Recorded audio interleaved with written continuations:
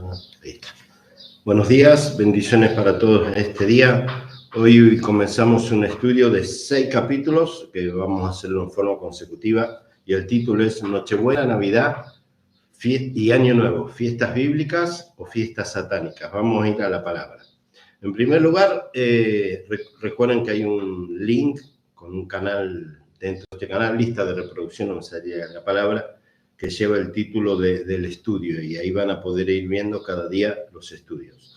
Bueno, en primer lugar, Jesús, su nombre es Yeshua, él nació en una cabaña y no nació en un tabernáculo, y no nació en un pesebre, como la religión católica y la religión evangélica y casi todas las religiones lo ponen al niño Jesús, Yeshua, en un pesebre. Imagínense que ni siquiera hoy en día pondrían un recién nacido en el lugar donde están los animales, que sería un establo. Él nació en una azúcar, porque no nació en diciembre, nació en septiembre, y lo vamos a ver ahora con la Biblia.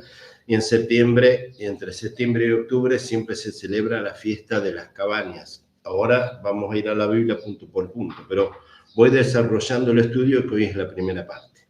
Bueno, Yeshua, o Jesús, nació en Sucot, entre septiembre y octubre. Nació en una azúcar, mal traducido del griego, viene de Marvek, de donde viene la palabra pesebre, de ahí es la mala traducción. Todo lo que yo digo también lo pueden buscar en YouTube y lo van a encontrar, que el significado de Sukkah, traducido al griego, fue Marvek, y Marvek, con K al final, en castellano significa pesebre. Entonces ahí está la mala traducción de la Reina Valera. Cuando vamos al hebreo, al original, encontramos que la palabra Sukkah, su traducción es tabernáculo y no pesebre. Y justo coincide con la fiesta de los tabernáculos.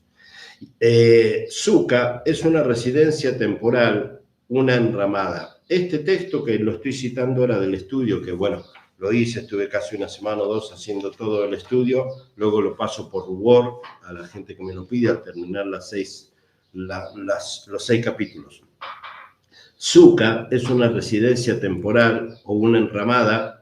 Nada tiene que ver esto con un pesebre. La frase enramada la encontramos cuando Jesús es traspuesto y creo que había 2 de sus discípulos, no recuerdo los nombres, y dicen preparemos una enramada o tabernáculo. Eso está en Mateo, lo vamos a ver más adelante, para ver el error doctrinal, que parece lo mismo, pero cuando uno dice pesebre, ya estamos poniendo al Salvador, al niño Jesús, a Yeshua en un pesebre, y nunca nadie pondría a su hijo en un lugar que aparte se hubiera infectado, contaminado y todo lo que se nos puede ocurrir.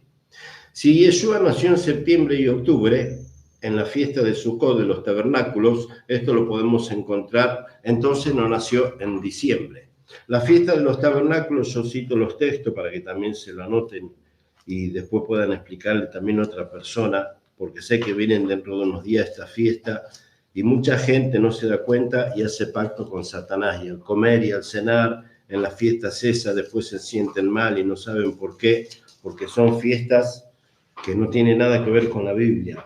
Tabernáculo o Sukkah lo encontramos en Levítico 23, versículo, permítanme, 33 al 37. Levítico 23, 33 al 37, fiesta de los tabernáculos, es una fiesta que está dentro de los mandamientos. Y en el momento que nació Jesús, ahora vamos a ir al Nuevo Testamento o Nuevo Pacto, nos vamos a dar cuenta que Él nace en septiembre, que no nace en diciembre, por eso que no fue puesto en un pesebre, sino que nació en un tabernáculo.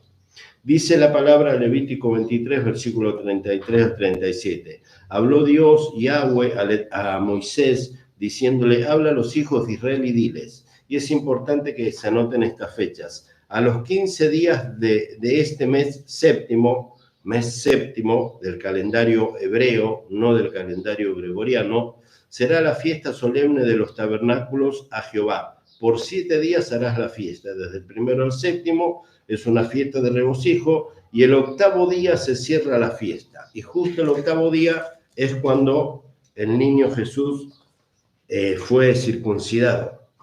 Seguimos. Tradicionalmente se nos enseñó que Yeshua había nacido el día 25 de diciembre en un pesebre o establo donde moraban los animales por falta de un alojamiento. Esto es lo que se nos enseñó en las religiones. En realidad nació en una enramada en el tiempo de la fiesta de los tabernáculos, léase, lo leí recién, Levítico 23, 33 al 37, ya que de acuerdo al edicto de Augusto César, esto no solamente está en la Biblia, sino que está en los libros de historia. Y si uno va ahora a Wikipedia, en Google, y pone el edicto de Augusto César y comienza a ver las fechas del edicto de Augusto César, que no solamente nos enseña la Biblia, sino también en los libros de historia, nos vamos a dar cuenta con la fecha del edicto cuándo fue que nació Jesús, porque ese edicto era que toda persona tenía que ir a su ciudad para ser censada. Y justo cayó en septiembre y no en diciembre. O sea que hoy de 10, 15. 15. Dentro de 19 días, con mucho respeto, la gente va a estar celebrando ignorantemente Nochebuena y luego Navidad, pensando que en ese día nació Jesús, pero en ese día vamos a ver que no nació Jesús, sino que nació un siervo del mismo Satanás, del mismo diablo, pero eso creo que no me llega para hoy, sino para mañana. Entonces, tradicionalmente se nos había enseñado esto, en realidad nació en una enramada, en la fiesta de los tabernáculos, ya que de acuerdo al edicto de Augusto César, cada persona debía volver a su lugar de origen, y José y Miriam, que el nombre de la Virgen no es María, es Miriam, debían regresar a Belén, ya que eran descendientes de la casa de David. Esto está en los libros de historia y ahora lo vamos a ver en la Biblia, que también lo vamos a encontrar. Aprendimos además muchos detalles relacionados con el nacimiento, como el anuncio de los ángeles a los pastores, también está en Lucas, en la llegada de los reyes magos para ofrecer oro, incienso y mirra, esto también está en la Biblia y en los libros de historia, pero conocemos la verdad, hemos entendido realmente el acontecimiento glorioso que se llevó a cabo aquel día. A ver, si aquel día fue el día que cambiaría la historia de la humanidad, por el nacimiento del Hijo de Dios.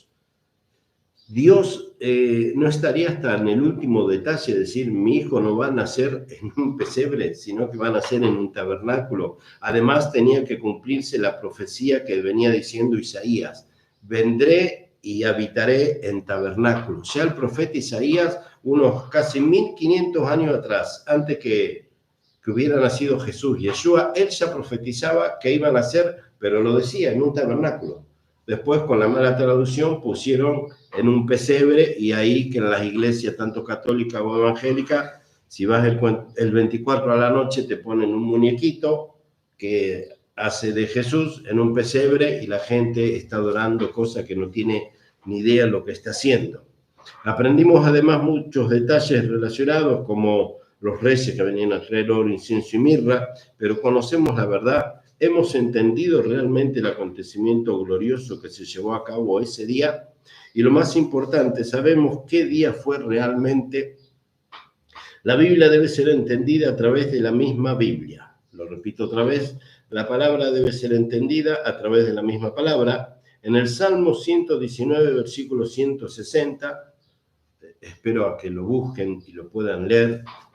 Salmo 119, yo ya estuve casi 2 semanas preparando el estudio, me lo imprimí y lo tengo aquí. Después lo paso por Word a toda la gente que me lo pida. La Biblia debe ser entendida a través de la misma palabra. En el Salmo 119, el Salmo 119, para aquel que no sabe, es el salmo más largo de todos los salmos. En el Salmo 119, en el versículo 160, dice: la suma de tu palabra es verdad. ¿Por qué digo esto y está en el estudio? La suma de tu palabra es verdad. O sea que todo lo que te habla de Dios, pero en realidad no es palabra, tampoco es verdad, sino que es mentira. Por eso en Juan 14:6 Jesús dijo: yo soy el camino, la verdad y la vida, nadie viene al Padre sino por mí. ¿Por qué dijo yo soy el camino, la verdad, en el caso de la verdad? Porque Él era la palabra. En Juan 1:14 dice: y el verbo se hizo carne, o sea, la palabra se hizo carne y habitó entre nosotros. Entonces, en el Salmo 119, 160 dice que la suma de tu palabra es verdad y eterno es todo juicio de tu justicia. Bien, Hugo, acá me está siguiendo Hugo, y hasta ahí ese versículo hermoso. Entonces, qué importante, es un renglón, pero qué importante entender lo que Dios dice, que la suma de su palabra es verdad. Y el eterno es todo juicio de tu justicia. ¿Y su justicia cuál es? La palabra, ya lo estudiamos en Romanos 7 y Romanos 8, que cuando se refiere a la justicia, se refiere a su palabra y mandamientos. Los acontecimientos bíblicos deben estar sustentados en la misma palabra de Dios. Otra vez, los acontecimientos bíblicos deben estar sustentados en la misma palabra de Dios. O sea que la fiesta que viene ahora, 24 y 25, y luego 31 y 1, vamos a ver que no está en la Biblia como que es de Dios, sino todo lo contrario. Me adelanto con algo, el 31 de diciembre a las 24 horas, cada vez que la gente levanta la copa y dice feliz año nuevo, enero, busquen en Google simplemente Dios Jano, y se van a sorprender que a enero le pusieron enero, que en inglés quiere decir January o January, haciendo alusión al Dios Jano, que es el Dios de dos caras. Lo buscan en Google ahora, en Wikipedia, se van a sorprender. O sea que el 31 de diciembre a todos los cristianos y creyentes que dicen ser cristianos y creyentes y levantan la copa a las 0 horas y 0 segundos o 10 segundos por ahí, bueno, están pactando con el Dios Jano. Fíjense en todos los errores doctrinales que siguen los creyentes desconociendo. Yo hace años que no hago esa fiesta y se me enojan aún hasta familia, pero yo no pienso levantar una copa y hacer un pacto con el Dios Jano, porque después me va mal y digo, ¿por qué será que me va mal? Porque sabiendo la verdad hago estupideces.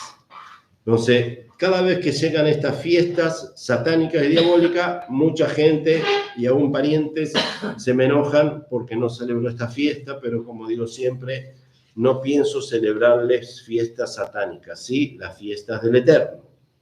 Seguimos. Así que recordemos la profecía acerca de la venida del Mesías, Salvador, dada a través de los profetas. Vamos a entrar ahora en las profecías. Primero, de acuerdo a las Escrituras, Yahweh anhelaba habitar con su pueblo. Esto está en Éxodo 25:8. Si mi amigo Hugo, que está aquí a mi izquierda, lo lee, fíjense en cómo ya en los primeros... Éxodo es el segundo libro de la Biblia. Viene Génesis, Éxodo, escrito por el profeta Moisés.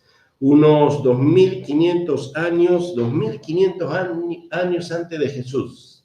Y ya profetizaban que él iba a venir, iba a habitar en tabernáculo. Y después la Iglesia Católica, Roma, y la Iglesia Evangélica cambiaron la palabra tabernáculo por pesebre y quieren hacerle creer a la gente que como Jesús era tan bueno, nació en un pesebre. Y dicen, no, pero Jesús era tan bueno y tan humilde que nació en un pesebre. No hay ignorancia o idiotez más grande que seguir diciendo eso.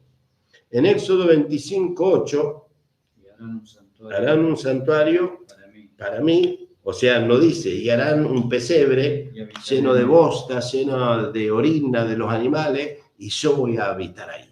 No me lo imagino al Señor diciendo eso, ¿no? Como dice Hugo, y harán un santuario para mí y habitaré en medio de ellos. Y habitaré en medio de ellos.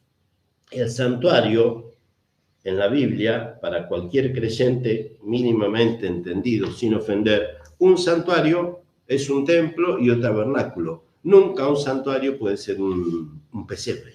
Nunca un santuario puede ser un pesebre.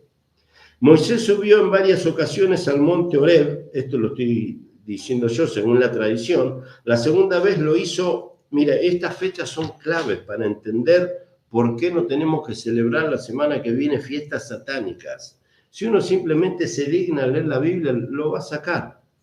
Éxodo 25:28, pero contamos el acontecimiento que pasó ahí. Moisés subió en varias ocasiones al monte Horeb, según la tradición, esto está en Éxodo 25 y los otros capítulos. La segunda vez lo hizo el primer día del 6º mes. Esto está en la Biblia, porque marca el día que subió y el mes. Entonces, miren, la segunda vez tuve 2 semanas fácil armando todo esto, estudiando, así que tomen conciencia que es un material importante. La segunda vez lo hizo el primer día del 6º mes, esto lo cita el libro de Éxodo, posteriormente, del 6º mes, posteriormente, punto. Estuvo en el monte 40 días, si uno saca la cuenta, ahí se va a dar cuenta que ya estaba entrando en el séptimo mes, perdón. Estuvo 40 días, así que regresó el día 10 del séptimo mes con las tablas de la ley, día que posteriormente fue ordenado por Moisés, por Yahweh, perdón, como el día de la expiación. Yo dije acá que uno saca las cuentas y dan exacto, que la segunda vez que él sube lo hace el primer día del mes sexto, posteriormente, posteriormente, una vez que sube, se queda 40 días, o sea, 30 días del mes sexto y a los 10 días del mes séptimo baja. Los 10 días del mes séptimo, otra vez, si vamos a Levítico 23, vamos a ver que Dios es tan ordenado que hasta hace subir, bajar a sus siervos cuando Él nos da una orden, una dirección, aún el tiempo. El tiempo Dios tiene premeditado todo. En Levítico 23, tienen que... Aquí estamos. Levítico 23, versículo 26. Levítico 23, versículo 26. También habló Jehová a Moisés diciéndole, a los 10 días de este mes séptimo, a los 10 días de este mes séptimo. O sea, que cuando Dios le estaba dando las tablas a Moisés, en cada día de cada fiesta Dios hacía algo con Moisés, para que luego cuando se anotara coincidiera todo con la fiesta. Por eso, que la segunda vez que Él lo hace, en el primer día del mes sexto, se queda durante 40 días, o sea que Él desciende el día 10 del séptimo mes con las tablas de la ley. Y eso hay que prestar mucha atención. ¿Por qué? Porque en la Biblia dice, lo leímos recién en Levítico 23, versículo 26, habla a los hijos de Israel y diles que a los 10 días del mes séptimo es el día de expiación. Expiación se refiere a perdón y o reconciliación con Dios. Entonces, una vez por año, a los 10 días del mes séptimo del calendario hebreo, no de este calendario gregoriano, ese día es el día que se conmemora la bajada de Moisés desde el monte Horeb con los mandamientos. Por eso ese día tenemos que tenerlo bien en claro ahora cuando cae en el año 2024. En este año ya terminamos todas las fiestas, nosotros aquí las celebramos siempre y la pueden encontrar ahí, las fiestas del Levítico 23. Pero el año que viene, el 11 de marzo, creo que es el 11 de marzo, arrancamos con la primera fiesta de Pascua, Yom Pesach, mal llamada en la Iglesia Católica y Evangélica Santa Cena, y te la dan todos los domingos. No es bíblico. En la Biblia dice, en Éxodo 12 y Deuteronomio 16, que Pascua y Pesach se tienen que hacer solo una vez al año. Y ni con una hostia ni con una gacetita, con pan sin levadura. Y con el vino de Pesach. Entonces, eso también tiene que ver con la sana doctrina, con entender bien las cosas de Dios y uno poder darse cuenta si está en una falsa doctrina, en un lugar que te empujan y que te dicen que te empujan y que no entienden lo que es el poder del Señor, o en un lugar de sana doctrina, porque en todo tenemos que estar chequeando. Tanto cuando yo les comparto a ustedes, bendiciones, perdón a la gente de ahí que se conectó, cuando yo comparto algo y cito los textos, por eso les digo a todos, fíjate, léelo, seguime con el celular, si tenés la Biblia en el celular, para que uno pueda aprender. Entonces, otra vez, de acuerdo a las Escrituras, Yahweh el Eterno anhelaba habitar con su pueblo. En Éxodo 25, 28 le dice que le hagan la enramada, o el santuario, perdón, que después se le conoce como enramada y o tabernáculo. La segunda vez lo hace, lo dijimos, el primer día del mes sexto, está 40 días y desciende en el día 10. ¿Por qué es importante el día 10 del mes séptimo? Porque es la fiesta de expiación. Y 5 días después viene la fiesta de los tabernáculos, que nosotros la celebramos aquí hace 2 meses atrás. Estuvo hermoso, 7 días más un día, 8 días. Al día 10 del séptimo mes con las tablas, día que posteriormente fue ordenado por Yahweh como el día de expiación. Esto lo expliqué recién, está en Levítico 23, versículo 26, todo coincide con la Biblia. En los días siguientes, Moisés comienza la recolección de las ofrendas del pueblo y el día 15 del séptimo mes comenzó la construcción del Mishkan y el tabernáculo. Esto yo les sugiero a todos que lo busquen en Éxodo, Porque si no se alinean con Dios, por más que vayan a la iglesia o por más que sean creyentes, se pierden el arrebatamiento y van a ser perseguidos como cristianos y van a ser decapitados o se ponen la marca de la bestia. Se viene lo que es el arrebatamiento, se viene la manifestación del falso Mesías, pero por eso hay que ver si uno está alineado con las cosas de Dios. Miren, iban pasando todas las cosas, desde Éxodo 25 en adelante, ¿no? Estuvo Moisés 40 días, desciende a los 10 días del mes séptimo, ese día el Padre dice, bueno, este día será el día de expiación. ¿Por qué? Porque te entregué la ley. ¿Y por qué expiación? ¿Se acuerdan lo que dije recién? Expiación es sinónimo de perdón. ¿Y por qué justo ese día? ¿Por qué justo ese día Dios le dice al que descienda y ese día le da las tablas, los mandamientos? Porque con lo único que Dios nos puede perdonar a nosotros no es con Jesús, como te dicen en la Iglesia Católica o Evangélica. Dios, escuchen bien para que no me lo saquen de contexto, Dios no nos puede perdonar a través de Jesús por los pecados de aquí en adelante. Nos perdonó por los pasados, hasta el día que nos bautizamos y dijimos ahora somos cristianos. Pero desde el día que soy cristiano en adelante, no puede Dios perdonarnos todos los días y pecaremos todos los días con Jesús todos los días. Yo digo esto en las iglesias y me miran con una cara diciendo, este es satanista. Pero yo digo, escuchá y lo voy a repetir otra vez. Dios nos puede perdonar a través de su Hijo Jesús solo una vez. Solo una. Porque si, como te dicen en la iglesia evangélica, como te dicen en la iglesia católica, seguí pecando, total le pedimos a Jesús y te vuelve a perdonar. Seguí pecando, total le pedimos a Jesús y te vuelve a perdonar. Si fuera así, quiere decir que todos los fines de semana decimos, Jesús, sí, vení que te vamos a volver a crucificar. Porque él cuando se entregó, o a estaquiar, porque ni siquiera murió en una cruz, perdón, fue estaquiado, cuando él se entregó, ahí sí, perdonó a toda la humanidad. A todos. Juan 3:16 dice que de tal manera Dios el Eterno ha amado a este mundo que ha dado a su Hijo unigénito para que todo aquel que en él crea no se pierda, mas tenga vida eterna.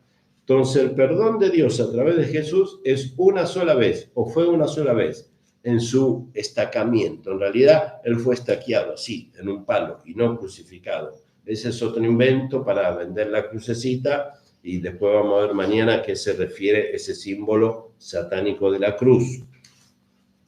Entonces, Jesús nos puede perdonar él en primera persona solo una vez a través del derramamiento de su sangre. No nos puede perdonar dos veces. Muchos van a decir, usted está re loco. Yo te voy a decir, lee Hebreos 10:26. Acá el discípulo Hugo, atento, la discípula se me duerme, no me pasa ni un mate. No, estoy concentrada escuchando. Está concentrada la hermana Patricia. Vamos, Patricia. Mientras todo... Uy, no sé. Pásale vos. Huguito. Estamos en vivo en directo, Guarda los cables. Hebreos 10:26. Dice, si pecaremos, cuando siga avisando. Sí. Si pecaremos voluntariamente después de haber recibido el conocimiento de la verdad, o sea, después de haber recibido a Jesús, ya no queda más expiación por sus pecados, sino una horrenda, ¿llegaste? Aceptación de juicio que ha de devorar a los adversarios. El que pisoteare al Hijo del Hombre, Jesús, y tuviere por inmunda su sangre, ¿cuánto mayor castigo pensás que perecerá? O sea, si vivo hablando de Jesús, no puedo vivir pecando diciendo me vive perdonando, porque es lo mismo que decir resucitó, se vuelve a entregar la vida por mí, resucitó, vuelve el viernes a entregar la vida por mí. No, por eso desde Yeshua en adelante, con lo que el Padre nos justifica es con nuestras buenas obras, porque Él dice que en su venida Él va a pagar a cada uno conforme a sus obras. Entonces, cuando mis obras se relacionan a los mandamientos, con los mandamientos Él no es que me va perdonando, porque el perdón ya lo recibí a través de Jesús, sino que me va justificando, que parece lo mismo, pero no lo es. Yeshua perdona y el Padre con los mandamientos justifica. Es como las leyes de la tierra, ¿no? Cometimos un error, nos sacaron el registro, nos tuvieron un año sin registro, nos entregan el registro otra vez, ¿y qué nos dicen? Bueno, ahora anda bien porque con esta misma ley que te saqué el registro un año, te lo voy a sacar otra vez. Y lo mismo pasa con las cosas del Eterno. Los mandamientos están para que vivamos siendo justificados. Por eso es que no hay que vivir pecando, porque si no somos unos cristianos falsos. Hay que aferrarnos a la palabra, y es lo que más cuesta en este tiempo final. Dice, porque si pecáramos voluntariamente después de haber recibido el conocimiento de la verdad, ya no queda más sacrificio por los pecados. Sino una horrenda sensación de juicio. Sino una horrenda expectación de juicio y de hervor de fuego que ha de devorar a los adversarios. El que pisoteara al Hijo del Hombre. No, el que viola la ley. El que viola la ley de Moisés por dos más de Moisés por el testimonio de 2 o de 3 testigos muere irreversiblemente. Cuanto mayor castigo. Cuanto mayor castigo pensáis que merecerá el que pisoteare al Hijo de Dios y tuviera por inmunda la sangre del pacto en la cual fue santificado e hiciera afrenta al Espíritu de gracia. Claro, lo que está diciendo es, Jesús ya te perdonó. Ahora te di el Espíritu Santo, para que con el Espíritu Santo, lo que estudiamos el otro día, Romanos 8, para que el Espíritu Santo, Él nos vaya guiando a guardar los mandamientos. Entonces, tenemos el perdón de Jesús, tenemos el Espíritu Santo que nos va guiando y tenemos los mandamientos para ir cumpliendo, para que el Padre nos vaya justificando hasta el día que Él venga. ¿Entendés? ¿Sí? ¿Seguro? Sigo. El profeta Miqueas profetizó que el Mesías nacería en Belén. Miqueas 5:2 dice, pero tú, Belén, Éfrata, pequeña, para estar entre las familias de Judá, de ti me saldrá el que será Señor en Israel. Otro profeta más que ya venía profetizando dónde iban a ser. Por eso digo que todo el antiguo pacto, aparte de todo lo que hablaba, todos los profetas profetizaban cuándo iban a ser Yeshua, dónde iban a ser. O sea, tenemos señales sobradas en la Biblia para decir, no, ahora que entiendo, no puedo celebrar el 24 de diciembre que nació Jesús, si no nació Jesús. De Judá de ti me saldrá el Señor de Israel y sus salidas son desde el principio, desde los días de la eternidad. O sea, estaba hablando del Eterno. Punto 3, otro profeta. El profeta Daniel profetizó el número exacto, esto está bárbaro, y me costó tiempo hacer todo esto, por eso digo, tómenle en el gusto este estudio que es hermoso. El profeta Daniel profetizó el número exacto de días que transcurrirían desde la reconstrucción de Jerusalén y el templo después del cautiverio de Babilonia. Recuerdan que el templo fue destruido 2 veces, el primero y luego el segundo. Hasta la llegada del Mesías, príncipe. Esto está en Daniel 9:25, que dice, sabe pues y entiende que desde la salida de la orden para restaurar y edificar a Jerusalén hasta el Mesías príncipe habrá 7 semanas y 72 semanas. 62. 62, perdón. Se volverá a edificar la plaza y el muro en tiempos angustiosos. La palabra hebrea usada acá es shabuá, unidad de medida que se entiende como 70 semanas o 70 grupos de 7. En este caso, 70 veces 70 años, es decir, que da un total de 490 años que se cumplieron justo a los 490 años de que se dicte el edicto para volver a edificar el templo. De ahí en adelante, a los 490 años nació Jesús. Como lo dijo este profeta Daniel, como lo dijo Miqueas, como lo dijo Isaías, como lo dijimos en Éxodo 25, o en Éxodo, ahora me olvidé, pero creo que el 25, sí. Después Daniel 9:26 dice, y después de las 62 semanas se quitará la vida al Mesías. Está medio frescucho. Sí, amén. Y luego viene, ya lo venían profetizando, que también iba a ser entregado. Miren, el profeta Isaías, punto 4. El profeta Isaías profetizó, Isaías 7:14. Por lo tanto, el Señor mismo les dará señal. He aquí que la Virgen concebirá y dará a luz un hijo y llamará su nombre Emmanuel. Esta parte está hermosa para los que verdaderamente quieren saber si están en la sana doctrina, si están engañados. Isaías. Isaías 7, versículo 14.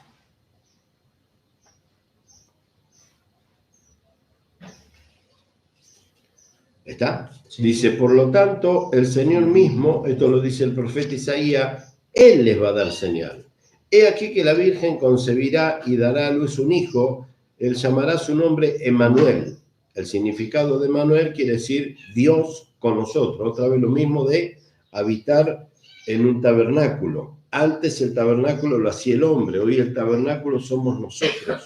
Por eso en 2 Corintios 5 dice que Él en este tiempo quiere poner su ley en la mente y en el corazón. Y vendré y haré morada y habitaré con vosotros, dice.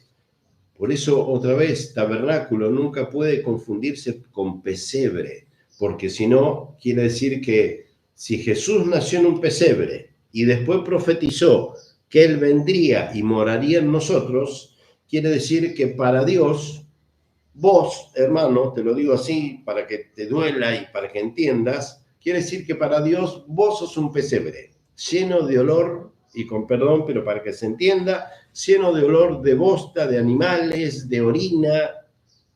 Si vos crees que Jesús nació en un pesebre, bueno, vos sos un pesebre también. Entonces, tomen conciencia, hermano, que estamos en el último tiempo. Sigo. Había una señal de acuerdo a Isaías. ¿Qué quiere decir? Que habría un evento o varios sobrenaturales para que los creyentes pudieran reconocer que se trataba del Mesías. O sea, hasta pistas dio el Señor para decir, sí, este es el nacimiento. Y en esta fecha, no el 24 de diciembre, en este estudio de 6 capítulos se van a sorprender y aquel que lo haga completo va a poder enseñarle a millones de cristianos que salgan de la ignorancia. Habría también una señal de acuerdo a Isaías ¿y qué quiere decir esto? Que habría un evento o varios sobrenaturales para que los creyentes pudieran reconocer que se trataba del Mesías. Entonces, si uno que dice ser creyente sigue festejando el 24 y el 25 de diciembre como el día que nació Jesús, tú serás creyente para ti, pero no para el eterno, porque tu doctrina está completamente errónea. Recordemos que la profecía, de acuerdo a las palabras de Pablo, son señales para los creyentes, no para los impíos. Es importante, esto está en 1 Corintios 14, 22.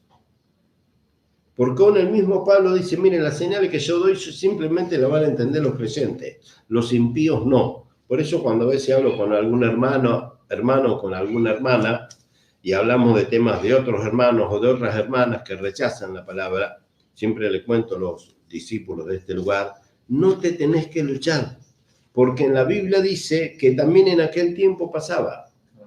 Las palabras, las parábolas y palabras son para los creyentes, no para el impío, porque el impío la rechaza.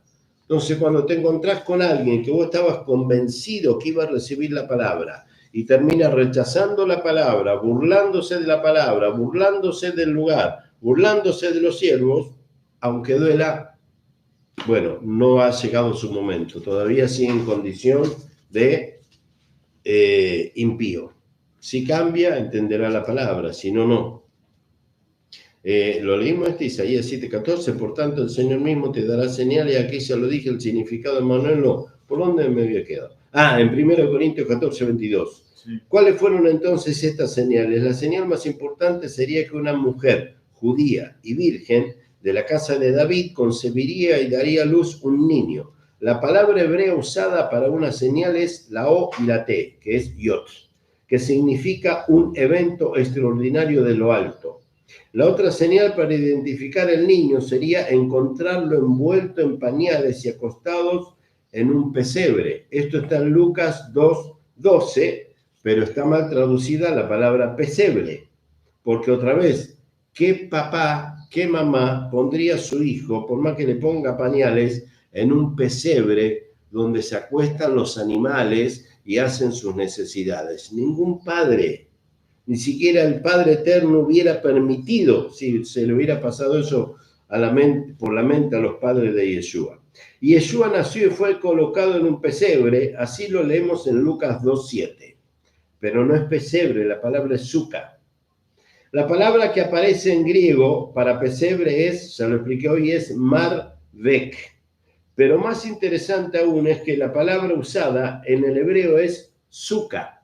Entonces, cuando uno va y encuentra una Biblia traducida de los originales, como la Biblia grandota que está ahí, la estoy apuntando con el dedo, esa Biblia me fue traída de Israel, es una palabra que estudio mucho y que la amo mucho porque, bueno, no tiene estos errores de caligrafía y errores doctrinales. Ahí la palabra es exacta, suka, que significa tabernáculo o residencia temporal, o sea, otra vez, una enramada. Lo que dice Lucas 2:7 se refiere a la enramada y o tabernáculo, pero nunca a una suca.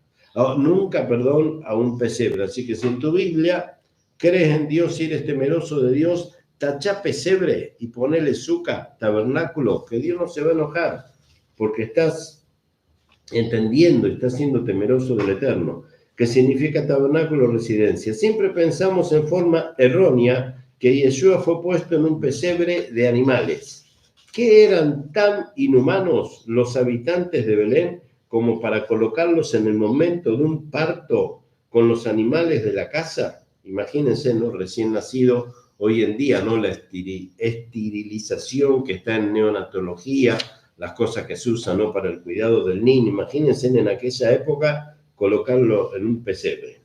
Un bebé recién nacido en medio de animales. Solo cuando regresamos a la palabra de Dios encontramos que una suca es una cabaña temporal que cada persona dice debe construir para celebrar, escuchen, para celebrar la fiesta de Sukkot o tabernáculos. Si leemos Levítico 23, ya lo dije recién, está marcado otra vez aquí, vamos a encontrar algo muy interesante. Dice la palabra en el verso 40 y 43. Y tomaréis el primer día ramas con fruto de árbol hermoso, ramas de palmeras, ramas de árboles frondosos, fíjense en lo que era esta fiesta, y sauces de los arroyos, y os regocijaréis delante de Yahweh vuestro Elohim por 7 días.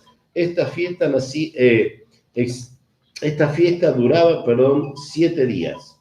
Perdón que está sonando la alarma que me avisa que hay que finalizar el estudio para no hacerlo cansador, pero ya termino. Me quedé, dice la palabra, ahí está, 43, y tomaréis ramas de árboles frondosos, sauces de los arroyos, regocijaréis delante de Yahweh vuestro Elohim por 7 días, y le haréis fiesta a Yahweh por 7 días cada año. Será estatuto perpetuo, o sea, esto es perpetuo, no ha caducado. Por eso lo triste es ver que la Biblia dice que estas fiestas son eternas.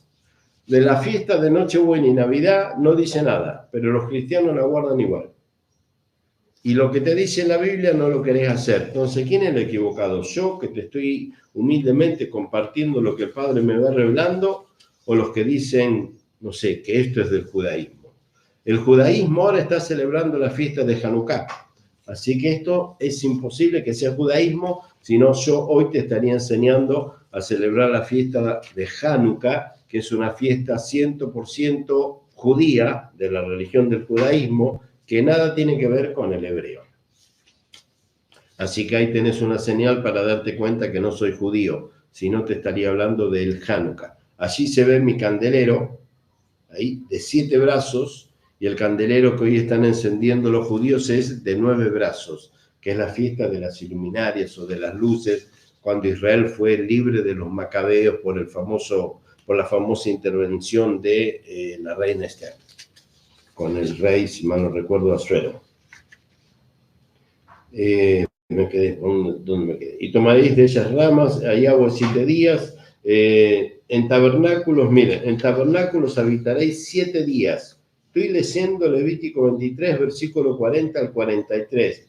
Dice la Biblia, en tabernáculos habitaréis 7 días. No dice, en pesebres vivirás 7 días y te bancarás, perdón por la expresión, el olor a bosta, el olor a animal. Lo digo bien fuerte, pero para que se entienda. La Biblia dice, hazte tabernáculos y yo habitaré contigo y tú habitarás 7 días. Levítico 23, 40 al 43. Todo natural de Israel habitará en tabernáculos para que sepan que vuestros descendientes que en tabernáculos hice yo habitar a los hijos de Israel cuando los saqué de Egipto. Leo los últimos 5 renglones y termino hoy. De la tierra de Egipto, perdón. Yo, Yahweh, vuestro Elohim. La ordenanza de Dios era construir esta residencia temporal cubierta solo con ramas, donde iban a habitar durante 7 días los hijos de Israel.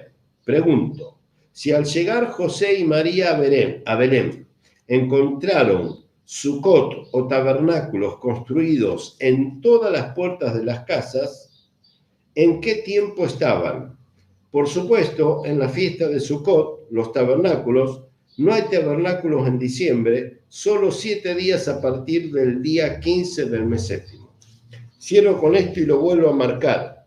Y quiero contarles algo. Si buscan en YouTube Nacimiento de Jesús y la Virgen María, van a encontrar películas hechas por, ¿cómo se dice?, por productores católicos, pero cuando van a la parte de que José y Miriam tienen que volver a Belén por el edicto del príncipe, del rey Augusto, que tenían que ir a su tierra para ser censados, aún en la película, que está hecha por católicos, cuando José y María van a Belén, también lo dice la Biblia en Lucas 2 y en Lucas 3, que no encontraron lugar en el mesón. Así dice en la Biblia. Sería un hotel de hospedaje. Entonces tuvieron que habitar en el Ramada. Y en la película católica, si uno mira y presta atención y se acuerda de este estudio, va a ver que cuando ellos llegan a Belén, estaban todas las calles de Belén llenas de, por así decirlo, y de carpas, que son tabernáculos. ¿Por qué? Porque ellos llegaron justo en septiembre y no en diciembre. Y por eso que el niño no pudo dormir o nacer en un hotel de hospedaje, porque estaban todos llenos, celebrando la fiesta, por eso le abrieron una de los tantos tabernáculos y él nació ahí. Y al 8º día, al cierre de la fiesta, el Mesías fue circuncidado, como dice la palabra de la circuncisión del bebé, al 8º día. Amén. Bendiciones, hasta aquí la palabra de hoy, la parte 1 de parte 6, 42 minutos. Recuerden, por favor, ahora lo paso a todas las redes sociales, a los líderes de cada grupo para que lo compartan y lo viralicen. Parte 1 de 6, esto es hermoso lo que se viene. Bendiciones para todos y ya estamos entrando en el día de reposo. Shabbat, Shalom.